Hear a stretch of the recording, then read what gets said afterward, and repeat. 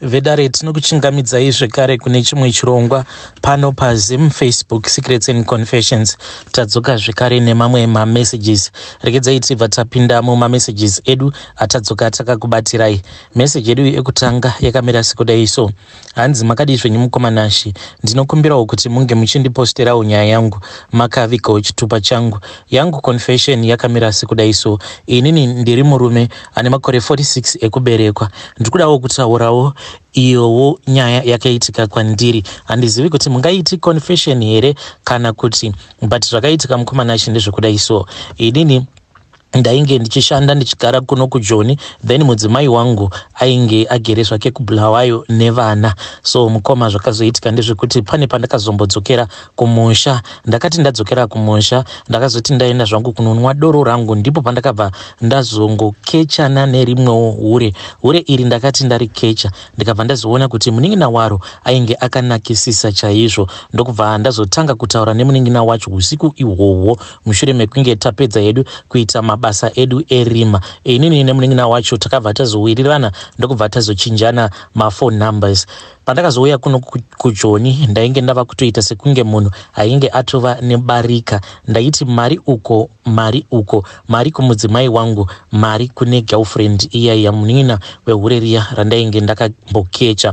Zvadaro mukomanashi ndakabva ndazoona kuti mwana uyu nezera rake ainge aine zera rainge rakanakisa, zvekare ainge aine runako chairwo. Mukoma ndakabva ndazongosarudza kuti it was far much better kuti mwana uyu ndinge ndichizomuroora. Ndakazoti zvino ndaunganidza mari yangu ndokubva ndazongoenda kuZimu. Ndakaenda kuZimu zvainge zvisingazivikanwe nemudzimai wangu, but chinhu chandakaona ndechekuti munhu kana uchiita zvinhu zvako zvimwe zvinotongoda kuti unge uchizviitira uri woga, because mukunozivisa veukama kunozowanikwa imwe nhunzva iyo inozokunyadzisa, nekuti pakati pehama dzangu pane umwe uyo akazotipira mudzimai wangu. Ende nanhasi uno ndinogara ndichimbobvunza hama dzangu kuti asi akanditengesa gore riya ambori ane, but vose vanongoti hatizivi.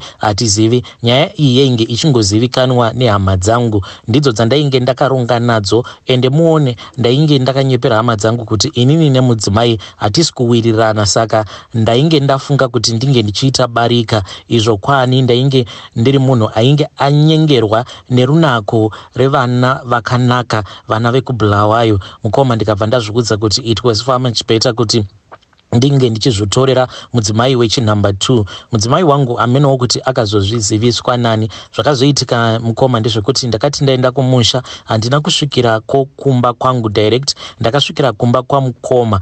Then ndokubva tatoronga paya, takatoronga rwendo rwedu tichitoti tiri kuenda kunoroora. Takangoti tichingonosvika iyowo mudzimai wangu akabva azosvikawo ipapo. Ainge aina vanatsano vaviri vainge vasina havo kuuya kuzoita musindo neni, but vakangoti vainge vauya kuzowitnessa, because ivo vakati zvinhu izvi sandizvo maitirwo acho azvinoitwa, kuti iwewe unongoroora usati waudza mudzimai wako wekutanga kuti wafunga kuti unge uchiroora zvekare umwe mukadzi. Ndakanyara mukomanashi, ndakanyara zvekuti ndakashaya kana pekubata, asi sezvisinei ndo zvakatoitika ipapo. Ndakanyara ndichiona kuti panapa roora dhei riya rainge ratorongwa nevabereki vemusikana wangu uyu rainge rava kusakwanisa kubudirira. Ndakazongobva paya mukomanashi ndichinyara, because musikana uyu akazotanga kuchema. Akachema mukoma zvekuti iye ainge asingatozivi kuti inini ndaiva munhu ainge aine mudzimai wake. Apa ndainge ndava kuzama kubalansisa both sides, ndisingadi kuti ndinge ndichizovaluza vose at the same time. Ndakacalculata ndikabva ndaona kuti aka kamusikana aka nezera rako nezvose izvi zvainge zvaitika kumberi uko kaikwanisa kuzondirwadzisa. Pandakazobvunzwa kuti saka wasarudza ani pakati pangu nemudzimai wako, ndakabva ndaona kuti amai vekwangu nemazvariro acho avainge vakaita hapana kwavaikwanisa kuti vange vachizoenda. Taikwanisa kunetsana hedu, but at the end of the day vaikwanisa kuzodzikamisa hana yavo vachiona kuti sezvo vainge vakatopedza ura kudhara nekuzvara, there was no need yekuti vange vachizviputsira marriage yavo. Mukoma ndakabva ndangosarudza hangu mudzimai wangu ndikati inini hangu sezvo zvebarika izvi zvarambwa zviri nani kuti ndinge ndichingogara nemudzimai wangu iyeye. Ndakabva ndazoripiswa mukoma, ndakaripiswa both sides. Ndakaripiswa nyaya yekuti ndainge ndaunganidzira vanhu mahara, ndokubva ndazoripiswa zvekare nanatsano, but ndakazonoripa not on the same day. Nyaya yacho yakazoenda ikanogarirwa dare. Ininiwo ndakabva ndati aiwa ka vanatsano, inini kana ndiine zvinhu zvinenge zvichindinetsa mumba mangu sometimes kuti ndikwanise kusolva zvinhu izvozvo zvinenge zvichitodawo kutoti ndinge ndichiwanawo umwe wekuti anenge achibatsirana nehanzvadzi yenyu iyi kuitira kuti paya painenge ichitadza kundigonera uya wandinenge ndatsvaka mudzimai wangu wechinumber 2 zvimwe kuda ipapo anenge achindigonera paanenge achinditadzirawo iye hanzvadzi yenyu hanzvadzi yenyu iyo inenge ichizokwanisa kundigonera ipapo. Saka ivo vakabva vangoona kuti nyaya iyi kwayainge yava kuenda yaikwanisa kuzovaremera, because mupfungwa dzangu ndainge ndatozviudza kuti ndainge ndava kutoda kutovaudza kuti zvino vanatsano kana kuri kunze hanzvadzi yenyu iyi inopota ichindinyima bonde munenge muchida kuti ndinge ndichiita sei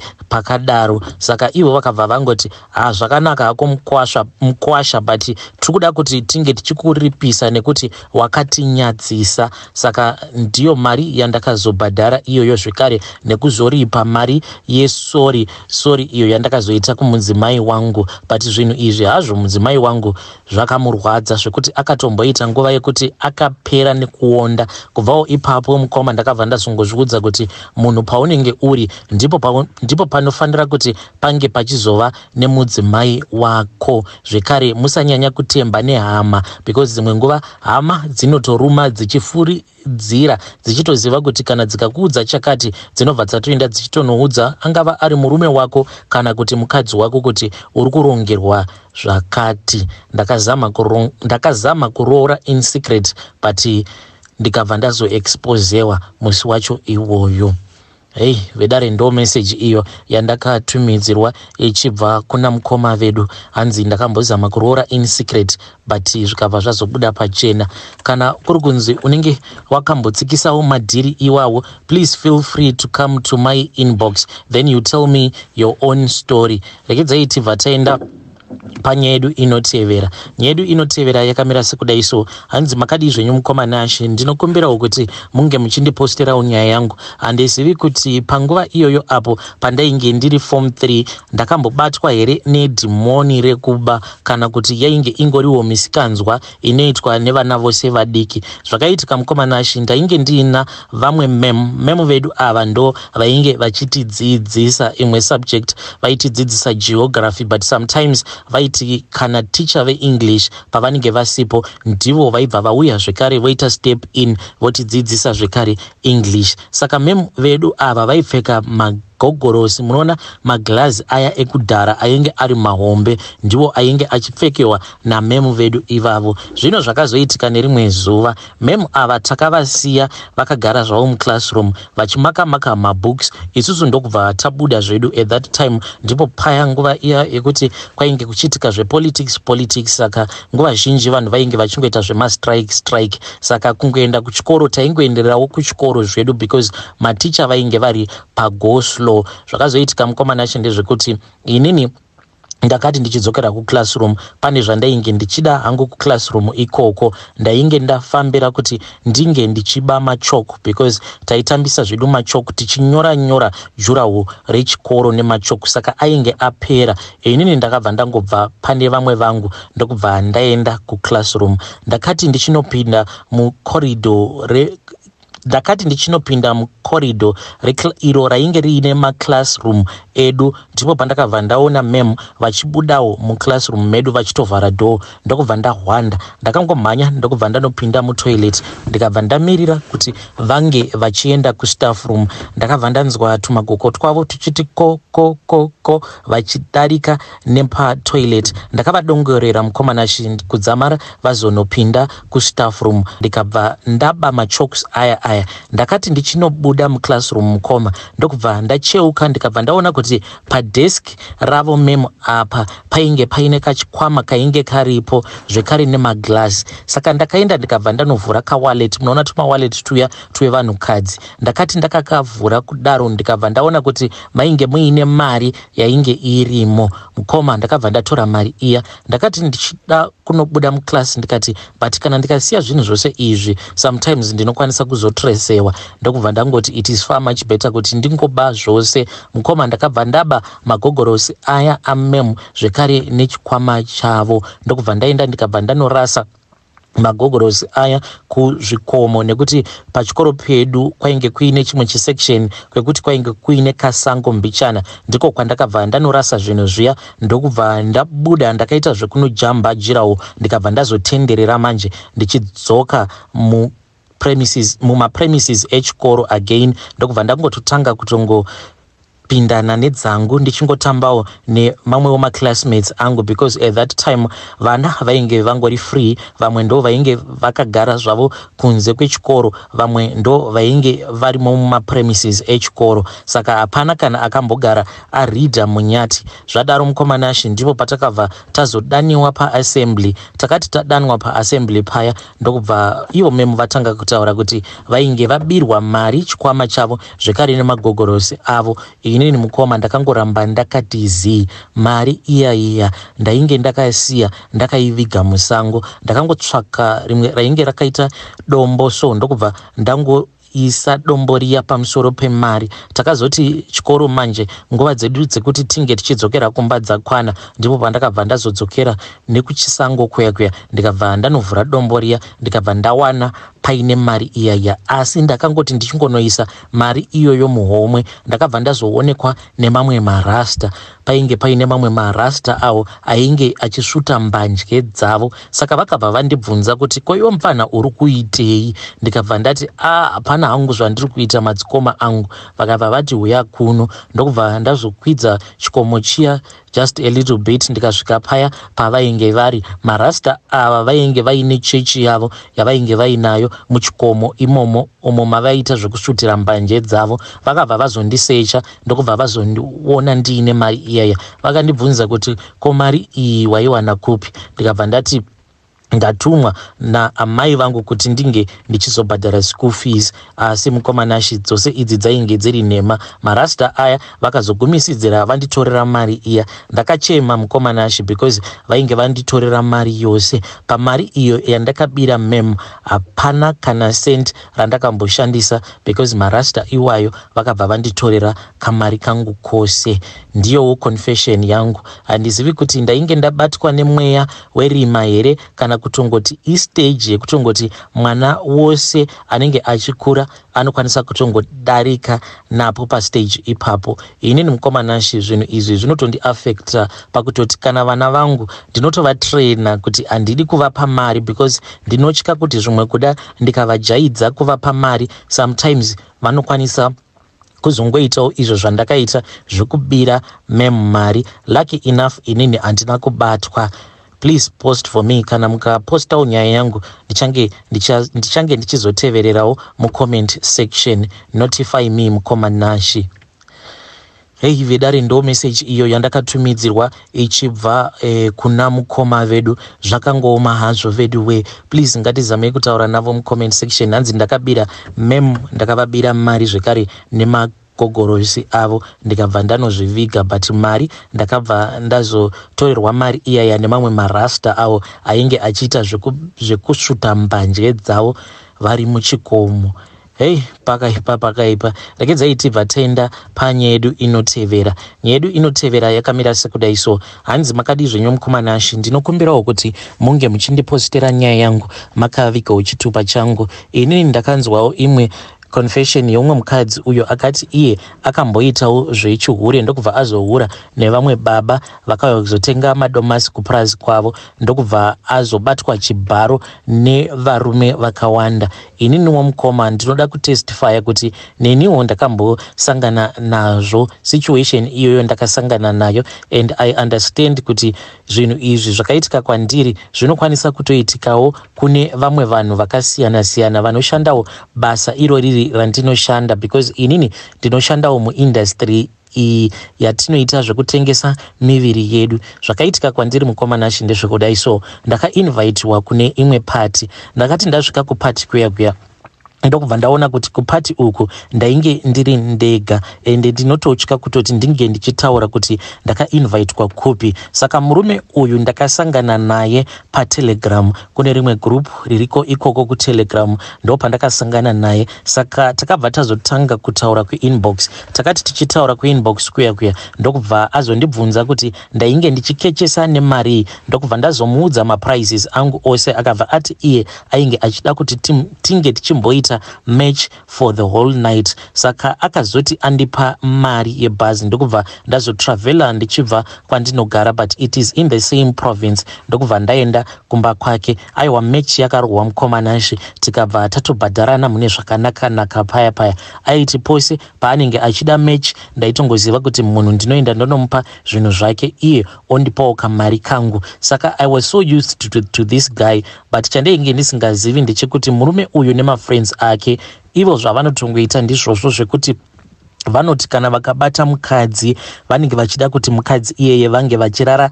naye vose vari 5 kudaro. Zvakaitika kwandiri mukoma ndezvekuti this other time he invited me to a party. Akabva ati kune party kunoku ndikuda kuti ndinge ndichizova newe. Saka I thought kuti it was going to be a usual thing kuti tinoenda kuparty kuya tononwa doro redu, then later on zvedu tobva tangofara as long as you be paying me. Ndakati ndasvika kuya ndakatongosvika hangu munhu akatochila, ainge asitomborina kana kutombogeza kana kuita sei. Ndikati what's going on, ko party yacho iri kupi? Akazoti he was still waiting for the venue.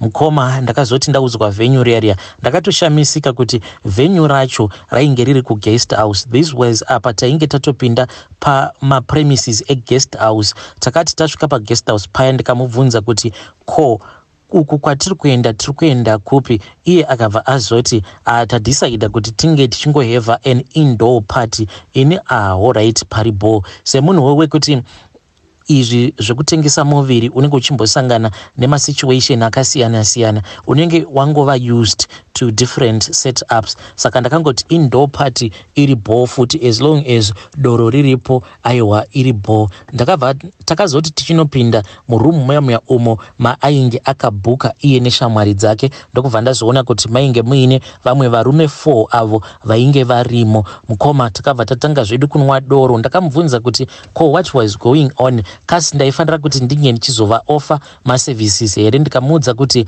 I cannot offer services kuvarume 5 ndiri 1. Dai wangara wandiudza ndatsvakawo munhu wekuti ndinenge ndichibatsirana naye, because 5 all at once vakawandisisa, plus we need to negotiate maprices. Hapana pamukazondipa mari iri normal because munenge muchindikuvadza inini all at once muchida kurara neni. Iye akabva ati relax kane, iwe uri wangu. Saka unofungidzira kuti ndingakuunza kuno kuti unge uchizorara nevamwe varume ndakatarisa? Aiwa, I felt so special munhu achindiudza kuti iwe uri wangu, maprizes edu ndiwawo, I will give you your money early in the morning. Mukomanashi takazotanga kunwa, tichinwa zvedu. Aiwa, chikafu chaiodhewa, chese chandinenge ndada chaingoodhewa, but ndakazoti ndatambidzwa rimwe doro rainge riri muglass. Kubva ipapo mukomanashi ndainge ndava kungoona zvinhu kumberi kwangu, nyika ichita sekunge yainge ichitenderera kudai, kudzamara ndazongoita blackout.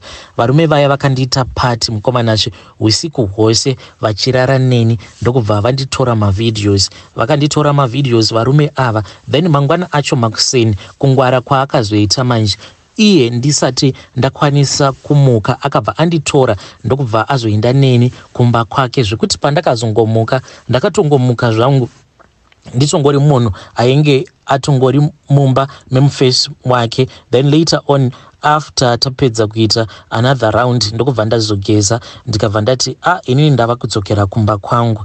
Iye manje akabva azoti ainge achida kundipa mari, saka ndakati ndasara ndiri mumotikari, foni yake yainge isina kulokeka. Mukomana ashi ndakabva ndaona mapictures, pane mamwe mapictures ainge ari pane rimwe WhatsApp group. Ndakangotarira kudai so ndikabva ndaona kuti ko ingawani ndini ndainge ndakaradzikwa pambedha. Varume ava vari 5 vakamira all around the bed apa vakabata sikarudzi dzavo.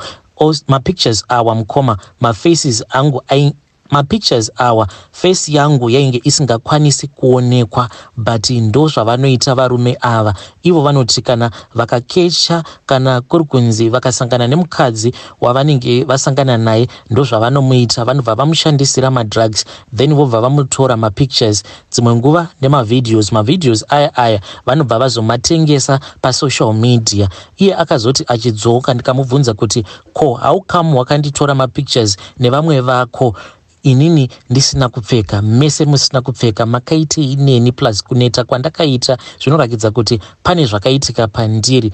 Iyi mukoma ndakabva ndatoona kuti makasa ainge achinja, ndakathreatenewa mukoma ndikatoona kuti panapa itizi otherwise unokwanisa kungotsakatiswa, because nyaya dzainge dzava kutaurwa ipapo dzainge dzichityisa.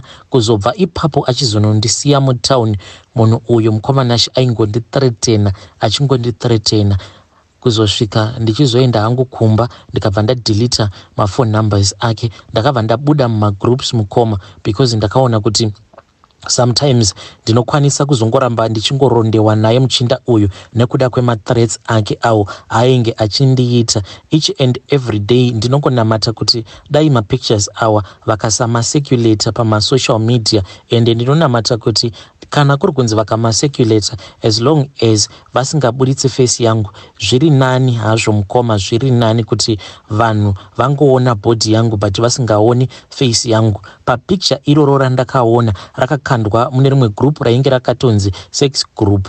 Picture iroro mukoma vainge vakandivhara kumeso kwangu, vakandipfekedza chimaski. Munoona kune zvimwe zvimamaski zviya zvekuti unenge uchingoonekwa muromo nemhino, maziso awa unenge uchingooneka maziso but chimaski chinenge chakavhara maziso ose, ndo chimaski chavainge vakandipfekedza ichocho. Saka varume ava ndo zvavanoita. Vanhu vanofanira kungwarira, especially vanhukadzi pamasocial media. Murume uyu ndakasangana naye mune rimwe group repatelegram akabva andipfimba ndokubva azonditi taifanira kuti tinge tichienda kupati tose, but I trusted him because he was my loyal customer, but in the end he betrayed me. Asi I am strong mukomanashi, ndine zvinhu zvinorema zvandinotosangana nazvo muindustry iyi yekutengesa muviri, but this just pains me kuti varume ava vari 5 karara vachindichinjanisana apa vakandidhraga. Zvinongondirwadza mukoma, ende dzimwe nguva ndombozvibvunza kuti ko dai vakandiuraya zvingadai zvakazoita sei, ko mwana wangu aizosara achichengetwa nani? Hey vedari, ndo message iyo yandakatumidzirwa ichibva kuna vanzvadzi vedu. Zvakangoma hazvo vedu wei, hanzi takasangana mune rimwe group kutelegram uko, then murume uyu akabva andinyenga ndokubva ndatanga kumupa maservices sezvo ndichitengesa muviri, but akabva azonditi ndoda kuti unge uchiuya kupati, but kupati ikoko ndini ndakazoitwa pati yacho. Ndakazongoona maphotos mufoni make avakanditora ndakarara pambedha. Ivo vainge vakamira around the bed vakashama vakabata sikarudzi dzavo. Pakaipa zvimwe kuda vanhu ava pamwe vanenge vakaromba, maybe ndo mhiko dzavo vanzvadzi. Amen. Let us talk with her in the comment section.